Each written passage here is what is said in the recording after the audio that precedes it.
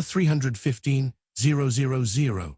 Someone's entire Roth IRA, every dollar of tax-free retirement savings they had, moved into a single position in a company you can't even buy on a normal brokerage app. The Reddit post was 2 lines. The number was $211 a share. And here's the part that almost nobody in the comments caught. They may never actually be able to sell it. A Roth IRA is one of the most powerful financial tools the U.S. tax code has ever created. You put in after-tax dollars, the money grows completely tax-free, and when you retire, you owe nothing on the withdrawals.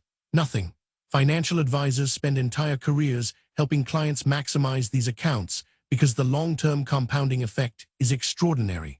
The average American retires with less than $90,000 saved. This person had $315,000, more than 3 times the national median, sitting in a Roth IRA. That's a number most people work their entire lives to reach, and they moved every dollar of it into a single private company in one trade. This story matters because the psychology behind that decision is the same psychology that wipes out retirement accounts every few years. The names change, the asset changes, the story doesn't. So let's walk through exactly what happened here and what it could cost. SpaceX is genuinely one of the most impressive companies ever built. There's no real argument there. Elon Musk's aerospace company has done things that were considered impossible: reusable orbital rockets, private space station resupply missions, Starlink satellites blanketing the globe. By early 2026, SpaceX was valued north of $350 billion, making it one of the most valuable private companies in history. For a retail investor watching Starship land itself on a drone ship, the reaction is visceral. I need to own a piece of this. But here's what most people skip right past. SpaceX is private. It's not on the NYSE. It's not on NASDAQ. You can't buy it through Fidelity or Schwab or your Robinhood account.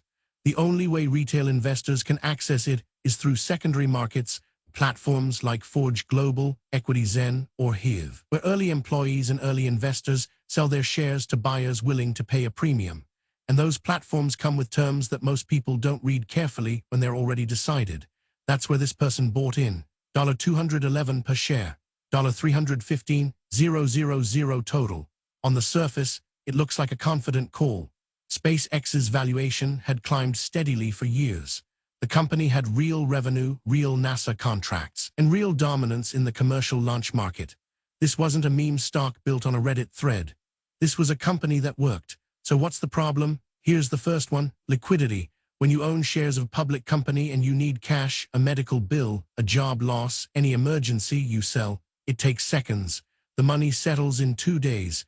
When you own private company shares through a secondary market, you don't have that option. You have to find another buyer willing to pay your price, go through a transfer approval process that SpaceX itself controls, and wait. Sometimes that takes months. SpaceX can reject transfers outright. Some agreements restrict resale entirely. That $315,000 isn't available. It may as well be sealed in concrete. But it gets worse. Here's the second problem: valuation opacity. Public companies file quarterly earnings reports. You can read exactly how much revenue came in, what the margins look like, where the debt sits, and what management is projecting. SpaceX files nothing publicly. The $350 billion valuation isn't a product of audited financials you can examine. It's the result of the last institutional funding round, driven by investors with access to information that retail buyers on secondary markets simply don't have. When you pay $211 a share, you're not buying on equal footing with the people who set that price. You're buying faith in a number someone else calculated. Here's the third problem, and this one almost never gets said plainly. SpaceX is inseparable from Elon Musk. If tomorrow Musk redirects his focus, if a regulatory battle with the FAA suspends Starship launches, if his public profile shifts in a way that damages the company's government relationships, the valuation moves hard. SpaceX's revenue depends significantly on NASA contracts and federal launch programs. Those aren't guaranteed in perpetuity. The business is exceptional. The key man concentration is enormous.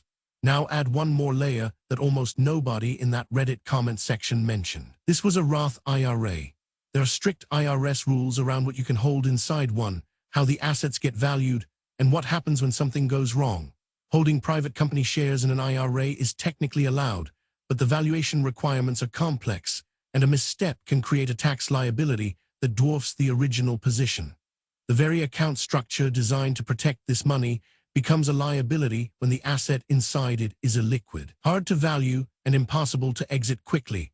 Every major financial disaster in history has a moment where someone looked at something genuinely impressive and decided impressive meant safe. Enron was impressive. WeWork was impressive. The Ranos told a story that made very smart people hand over very large checks. Impressive and invulnerable are not the same thing, and in retirement accounts, the difference between them is everything. The decision to go all in wasn't made from a spreadsheet. It was made from a story. And SpaceX is a great story. But stories and balance sheets are different documents, and when your retirement savings are on the line, only one of them protects you. So what do we take from this? Lesson 1. Liquidity is not optional in a retirement account. Your savings need to be in assets you can actually reach when life forces your hand. And a liquid private company position, no matter how good the company is, becomes a trap the moment you need that money and can't get to it. Medical emergencies don't wait for secondary market buyers. Lesson 2. Concentration destroys. Diversification isn't a timid strategy for people who lack conviction.